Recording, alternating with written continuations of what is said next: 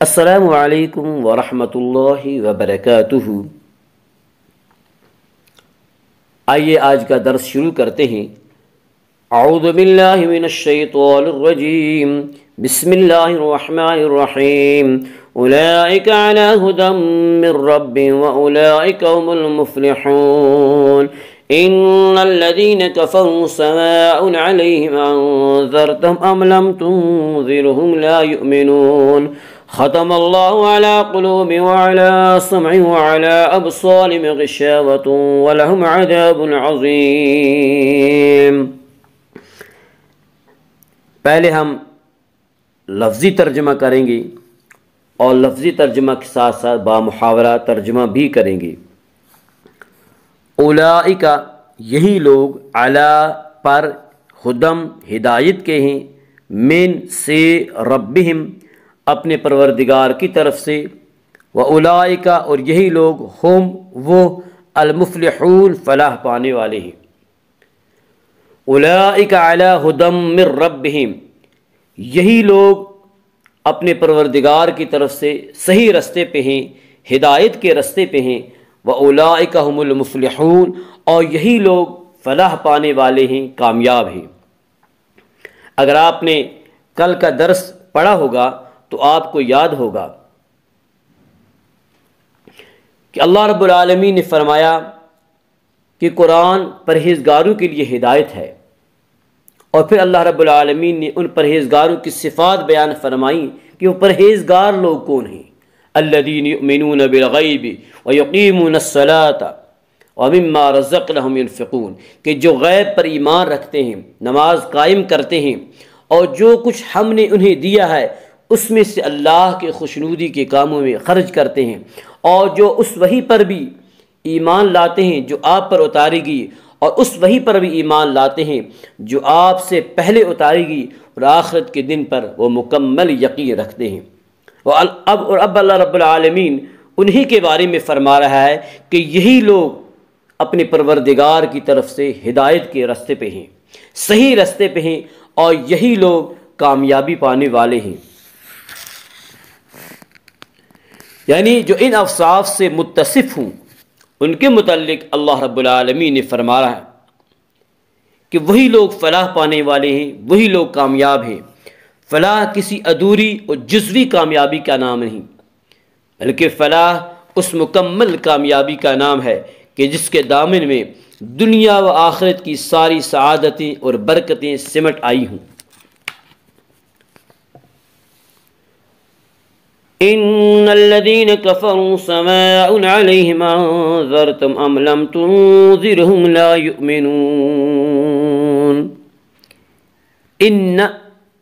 ان الذين بے شک جن لوگوں نے کفروا کفر کیا، سواء برابر ہے، علیہم ان پر، انذرتہم آپ انہیں ڈرائیں، ام لم یا نہ تنذرہم انہیں ڈرائیں، لا یؤمنون وہ ایمان نہیں لائیں گے۔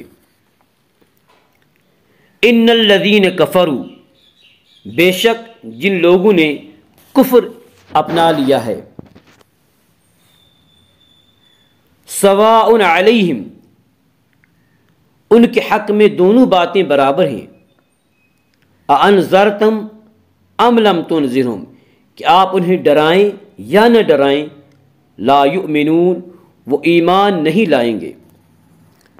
یہاں ان کافروں کا ذکر ہو رہا ہے جنہوں نے یہ طے کر لیا تھا کہ چاہے کتنے واضح اور روشن دلائل ان کے سامنے آئیں، وہ کبھی بھی رسول اللہ صلی اللہ علیہ وسلم کی دعوت پر ایمان نہیں لائیں گے۔ حضرت عبداللہ ابن عباس رضی اللہ تعالی عنہما نے اس آیت کی تفسیر میں فرمایا کہ یہ وہ لوگ ہیں جو کفر پر اڑ گئے ہیں۔ انذرتہم آپ انہیں ڈرائیں، ام لم تنذرہم یا نہ ڈرائیں۔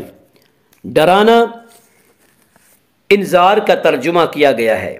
قرآن کریم نے انبیاء علیہ السلام کی دعوت کو بکثرت ڈرانے سے تعبیر فرمایا ہے، کیونکہ انبیاء علیہ السلام لوگوں کو کفر اور بدعمالیوں کے برے انجام سے ڈراتے ہیں۔ لہٰذا آیت کا مطلب یہ ہوا کہ آپ چاہے ان کو دعوت دیں یا نہ دیں، ان کے سامنے دلائل پیش کریں یا نہ کریں، چونکہ انہوں نے یہ طے کر لیا ہے کہ کوئی بات نہیں ماننی ہے، اس لیے وہ ایمان نہیں لائیں گے۔ ختم اللہ علی قلوبهم وعلی سمعهم وعلی ابصارهم غشاوۃ ولہم عذاب عظیم۔ ختم اللہ نے مہر لگا دی، علی پر، قلوبہم ان کے دل، وعلی اور پر، سمعہم ان کے کان، وعلی اور پر، ابصارہم ان کی آنکھیں، غشاوۃ پردہ، ولہم اور ان کے لیے عذاب عظیم دردناک عذاب ہے۔ ختم اللہ علی قلوبہم وعلی سمعہم، اللہ رب العالمین نے ان کے دلوں اور ان کے کانوں پہ مہر لگا دی، وعلی ابصارہم غشاوہ اور ان کی آنکھوں پر پردہ پڑا ہوا ہے، ولہم عذاب عظیم اور ان کے لیے سخت عذاب ہے۔ اس آیت میں یہ واضح فرما دیا کہ ضد اور ہٹ درمی کتنی بری چیز ہے، کتنی خطرناک چیز ہے۔ اگر کوئی شخص ناواقفیت یا غفلت وغیرہ کی وجہ سے کوئی گناہ، کوئی غلطی کر بیٹھے تو اس کی اصلاح کی امید کی جا سکتی ہے، لیکن جو شخص اپنی غلطی پہ ڈٹ جائے، اپنی غلطی پہ اڑ جائے اور یہ تہیہ کر لے کہ میں نے کسی بھی حالت میں حق بات کو قبول نہیں کرنا ہے، تو اس کی ضد کا آخری انجام یہ ہوتا ہے کہ اللہ رب العالمین کی طرف سے اس کے دل پر مہر لگا دی جاتی ہے، جس کے بعد اسے حق کو قبول کرنے کی صلاحیت ہی ختم ہو جاتی ہے۔ اللہ رب العالمین اس حالت سے محفوظ رکھے۔ لہٰذا اس پر یہ شبہ نہیں ہونا چاہیے کہ جب اللہ رب العالمین نے خود ان کے دلوں پہ مہر لگا دی تو اب وہ معذور ہو گئی۔ اللہ رب العالمین کا ان کے دلوں پر مہر لگانا خود ان کی ضد اور ہٹ درمی اور یہ طے کر لینے کا نتیجہ ہے کہ ہم نے حق بات نہیں مانی ہے۔ السلام علیکم ورحمۃ اللہ وبرکاتہ۔